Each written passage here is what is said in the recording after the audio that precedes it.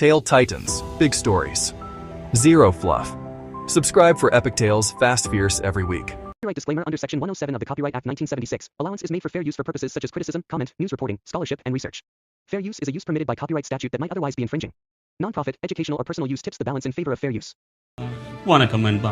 போன எபிசோடில் ஹாத்தீம் கோபோ அப்புறம் அந்த மந்தபம் எல்லாரும் ஒரு இக்கட்டான சூழ்நிலையில் மாட்டிக்கிட்டாங்க.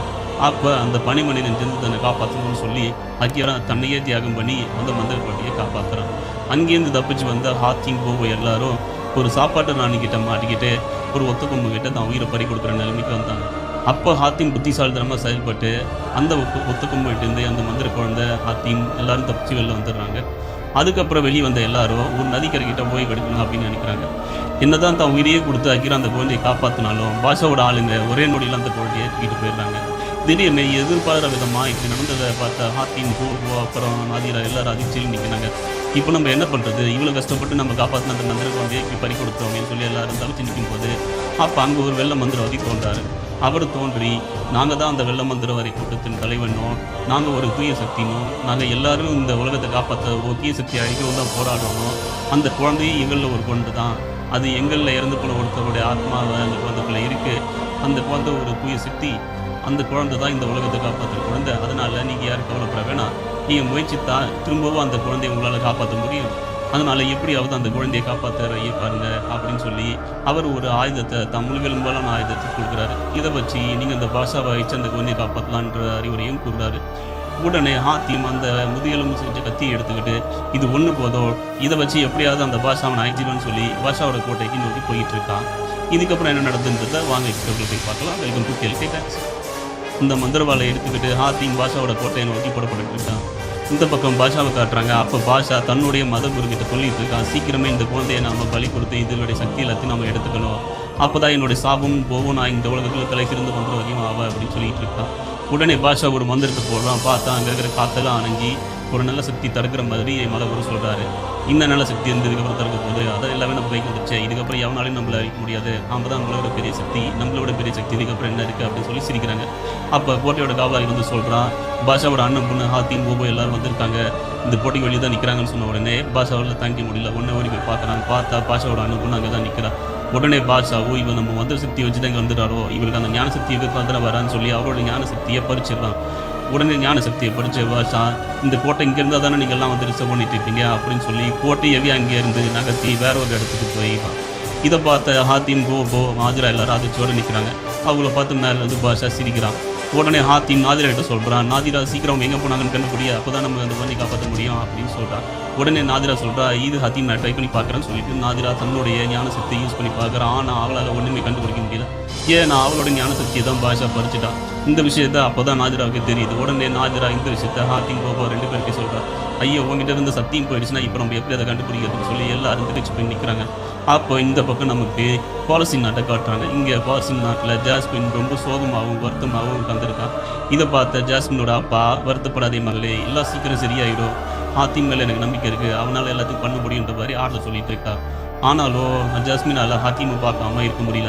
ஜாஸ்மினோட அப்பா ஜாஸ்மினுக்கு ஆறுதல் கூறி நீ சீக்கிரமே ஹாத்தீமை கல்யாணம் பண்ணிட்டு ரெண்டு பேரும் சந்தோஷமாக வாழ்வீங்கன்ற விஷயத்த சொல்கிறாரு. இந்த பக்கம் நமக்கு ஹாத்தீமை காட்டுறாங்க. ஹாத்தீம் ஒரு காட்டுக்குள்ளே இருக்கிற ஒரு விசித்திரமான மனிதர்களை சந்திக்கிறான். அவங்க எல்லாரும் நீங்கள் இங்கே இருக்க வந்தீங்க அப்படின்னு கேட்குறாங்க. அப்போ நான் தான் ஹாத்தீம் ஏன் நாட்டில் ஒரு அப்படின்னு சொல்லும்போது, நீங்கள் தான் ஹாத்தீமா, நீங்கள் தான் எங்களை காப்பாற்ற வந்த ஏஞ்சலா அப்படின்னு சொல்லி எல்லாரும் சொல்கிறாங்க. என்ன சொல்கிறீங்க, நான் எதுக்கு உங்களை காப்பாற்றணும் அப்படின்னு சொல்லும்போது அப்போ அவங்க எல்லாரும் ஒரு விஷயத்த சொல்கிறாங்க, இந்த நாட்டில் ஐரோசுன்ற ஒரு கொடூரமானவன் இருக்கான், அவன் எங்கள் எல்லாருடைய பெண்களையும் பிடுங்கி ஒரு அறைக்குள்ளே அரைச்சி வச்சுட்டான், எங்களை அவன் அடிமையாக நடத்தினான், அவங்ககிட்ட எங்களை காப்பாற்ற ஹாத்தீம் ஒருத்தர் வருவாருன்னு ஏற்கனவே எங்களுடைய முன்னோர்கள் கூறியிருக்காங்க அப்படின்னு சொல்கிறாங்க. உடனே ஹாத்தீம் யார் இந்த ஐரோசுன்னு நாதிராட்ட கேட்குறான். அப்போ நாதிரா சொல்கிறான், இவன் தான் பாஷாவோட சொந்தக்கார, இவனுக்கு தான் எல்லாமே தெரியும், பாஷா எங்கே இருக்கின்ற விஷயம் கூட தெரியும், அதனால தான் இவனை பார்க்க வந்திருப்பா அப்படின்னு சொல்கிறான்.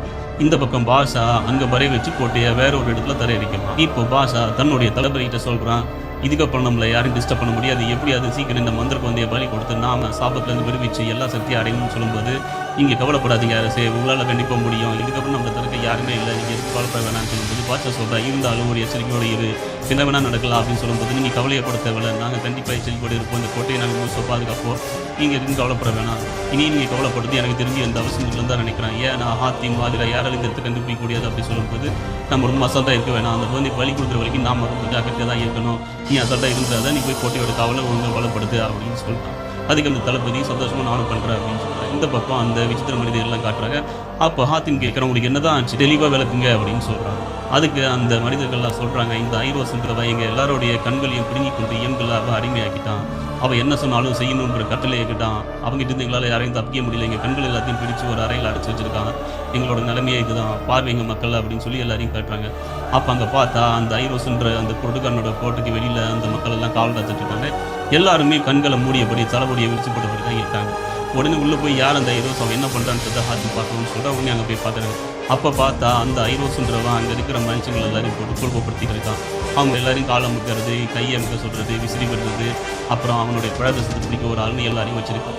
அப்போ அந்த ஐரோஸ் அங்கே இருக்கிற அடிமைகிட்ட சொல்கிறான், உனக்கு இது கூட செய்ய தெரியாதா, ஏன் இப்படி ஜில்லுன்னு இருக்குது, போய் இன்னும் இந்த சூடாக எடுத்துருவா அப்படின்னு சொல்லி குழப்பப்படுத்துறான். அவன் காலை அமுக்கிட்டு இருக்கணும், கொத்துன்னு ஒரு உதவிக்கிறான். அவன் எப்படி பந்து மாதிரி போய் விடாம பாரு சொல்லி சுசிட்டு இருக்கான். அடுத்தது நீ தான், நீ வா அப்படின்னு சொல்லி இன்னொருத்தரை கூப்பிட்றான். நீ என் அண்ணன் இருந்துக்க, நீ போடான்னு சொல்கிறான். இவனோட அக்கிரமத்தை பார்த்து ஹாத்திம் ஏதாவது பண்ணி அவனு அப்படின்னு சொல்லிட்டு என்னடா அவருலாம் கண்ணே தெரியாதா அப்படின்னு சொல்லி அந்த மூலையில் இருக்கிற அவன் தானே படுத்து வச்சா அந்த ரூவை பார்த்துட்டு எல்லாம் அங்கே இருக்கா, அவங்க தெரியல அப்படின்னு சொல்லி கலாச்சிட்டு இருக்கான். இப்போ அந்த அடிமை சீக்கிரவா வந்து என் காலம் எங்கே தெரியல நேராவா அப்படின்னு சொல்லி வர சொல்லி மறுபடியும் உதச்சி அனுப்புறான். போவாமா மறுபடி வா அப்படின்னு சொல்கிறான். இதை பார்த்து ஹாக்கிமால் சுத்தமாக தாங்கிய முடியல, இவனை கண்டிப்பாக பழி வாங்கணும், இவனுக்கான தண்டனை நம்ம திருப்தியாக ஆகணும்னு சொல்லி ஹாத்திம் யோசிச்சுட்டு இருக்கான். இந்த பக்கம் அவங்ககிட்ட இருந்து பிடிங்கி வச்சு அந்த கண்ணை காட்டுறாங்க. லட்சக்கணக்கான கண்ணை வச்சு ஒரு அறையில் வரைச்சி வச்சிருக்கான். இங்கேருந்து வெளிவந்து தான் அந்த விசித்திர மனிதன் ஹாத்திம் சொல்கிறான், இப்படி தான் இவன் டெய்லி எங்களை கொடுமைப்படுத்திட்டு இருக்கான், இவங்கிட்டேருந்து தப்பிக்க எங்களுக்கு எந்த வழியும் கிடையாது, அதனால தான் நாங்கள் இங்கேயே மாட்டிக்கிட்டு இந்த விசித்திரவதை அனுபவிச்சுருக்கோம், இங்கே தான் எப்படியாவது எனக்கு காப்பாற்றணும், ஏதாவது ஒரு வழி பண்ணி இவங்கிட்ட எங்களை காப்பாற்றுங்க, உங்களால் முடியும், நீங்கள் முன்னோர்கள் ஏற்கனவே எழுதி வச்சுருக்காங்க அப்படின்ற விஷயத்த சொல்கிறாங்க. ஆனால் ஹாத்திம் எப்படி அவன்கிட்ட நான் உங்களை காப்பாற்ற முடியும் அப்படின்னு சொல்லும்போது அப்போ அந்த விசித்திர மனிதன் ஒரு விஷயத்த சொல்கிறான், அந்த அறைக்குள்ளே போனால் எங்கள் கண்கள் எல்லாரையும் விரும்பி முடியும், ஆனால் அந்த அறைக்குள்ளே போகிறது சுலபம் இல்லை, அவனால் மட்டும் தான் போக முடியும், ஸோ அவன் மட்டும்தான் அந்த அறைக்குள்ளே போய் எங்களை விடுவிக்கணும். இதை கேட்ட ஹோப்பா சொல்கிறான், எதுக்கு அவன் தான் போய் விடுவிக்கணும்னு காத்திருக்கீங்க, நானே போய் அவன் விடுவிப்பா அப்படின்னு சொல்லும்போது என்ன பாப்பா உலர்ற நீ எப்படி போய் அவனை காப்பாற்று அப்படின்னு சொல்லும்போது ஹாத்திம் நானும் பாலஸ்தீன நாட்டை சேர்ந்தவன், எனக்கு மந்திர சக்தி தெரியும், என்னால் அவனை மாதிரி உருமாற முடியும், அவனை மாதிரி உருமாறி நான் போய் அந்த கதலை திறந்து விட்டு இவங்க எல்லாரும் காப்பாற்றுறான் அப்படின்னு சொல்லும்போது உடனே ஹாத்திம் ரொம்ப அதிர்ச்சியாக கேட்குறேன், கண்டிப்பாக அவனுக்கு முடியுமா இந்த மந்திரம் போட்டி அப்படின்னு சொல்லும்போது இல்லை இந்த மந்திரம் நான் விரும்பி போட்டதில்லை, இதான் முதல் தடவை, ஆனால் இது அந்த தப்பா கீப்பாக போட்டால் அவனுக்கு ரொம்ப தெரிஞ்சு அவன் எனக்கு கூட ஒன்று எனக்கு பயமாக இருக்குது அப்படின்னு சொல்லும்போது ஹாத்திம் சொல்கிறான், இப்போ நீ எதுக்கு எடுத்தாலும் பயந்துட்டே தான் இருப்பேன், ஏதாவது ஒரு முயற்சி செஞ்சால் தான் நம்மளால் இந்த இடத்துல தப்பிக்க முடியும், இவங்களை காப்பாற்றினா தான் அந்த ஐரோஸை பிடிச்சிட்டு போய் நம்ம பாஷாவை எடுத்து பார்க்கணும், ஸோ ஏதாவது ஒரு விஷயம் யோசி அப்படின்னு சொல்லும்போது சரி உங்களுக்காக மட்டும் நான் அந்த மந்திரத்தை ட்ரை பண்ணுறேன், ஆனால் இதுவே நான் இதை பண்ணதில்லை, நான் அதையும் சொல்லிடுறேன் அப்படின்னு சொல்லி அந்த மந்திரத்தை ட்ரை பண்ணுறான். போட்டு அந்த மந்திரம் வேலை செஞ்சுதா இல்லை அவங்க எல்லாரும் அந்த ஐரோஸ் கிட்ட மாட்டிட்டாங்களா என்னங்கிறத நான் பார்க்கலாம், அதுங்களை காத்துருங்க, சப்ஸ்கிரைப் செஞ்சு வச்சுக்கோங்க. உங்களுக்கு டைட்டன்ஸ் பாய்.